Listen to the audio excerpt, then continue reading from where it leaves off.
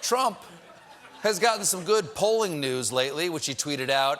In new Quinnipiac poll, 66% of people feel the economy is excellent or good. That's the highest number ever recorded by this poll. In fact, I'm pretty sure that's the highest number, period. A lot of people are saying that there aren't any numbers higher than that. And by a lot, I mean like 66 people.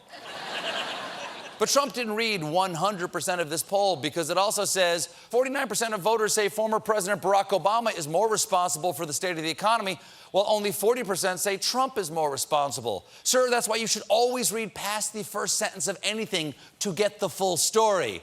Let's see here. Moby Dick. Call me Ishmael. That's a funny name for a whale. The end. Happy story. Pretty fun. I mean, like Joe. They should call that... Joe. I tell you, they should really... Technically, they should call that Ishmael Dick. And... Oh. Hey. And... Hey. When asked to grade Trump's first year, 17% gave him a D, and 39% of voters gave him an F. What? No! No, shut up! If we give him a failing grade, he'll have to repeat the presidency. I'll clean that up. The poll also let people freestyle a little bit with some open-ended questions, and in these, the two words most commonly offered to describe Trump's first year were disaster and chaotic. Well, those are the two most common words that I'm allowed to say on CBS. Now, in these answers, of the 43 words used at least 5 times, 25 words were negative, 10 are positive, and 8 words are neutral, such as interesting or different. Interesting and different are not neutral.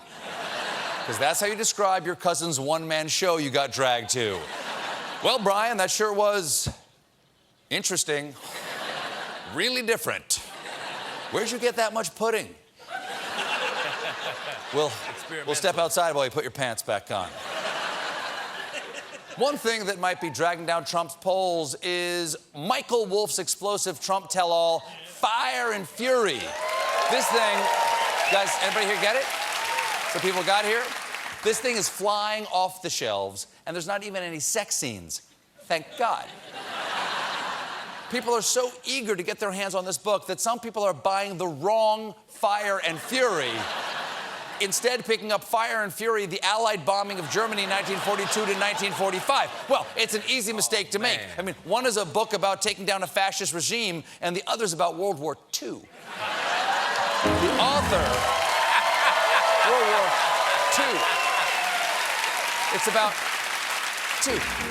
The author of the World War II book is a Canadian historian who was delighted when he went online and his book had landed on 3 different bestseller lists on Amazon virtually overnight. Wow. Good for you, eh?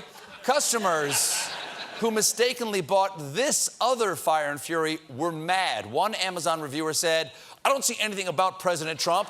I don't know why the Democrats are so happy with this book and make a big deal of this.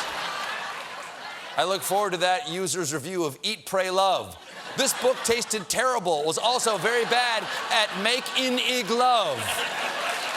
How come?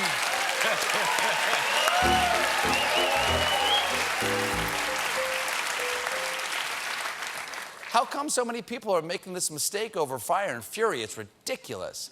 Anyway, I just want to let you all know, I have a new book on Amazon called Friar and Furries. It's about a monk who develops an erotic attraction to mascot costumes. We got a great show for you tonight. Laurie Metcalf is here from Lady Bird. But when we come back, I'll check in with my old friend, Tuck Buckford.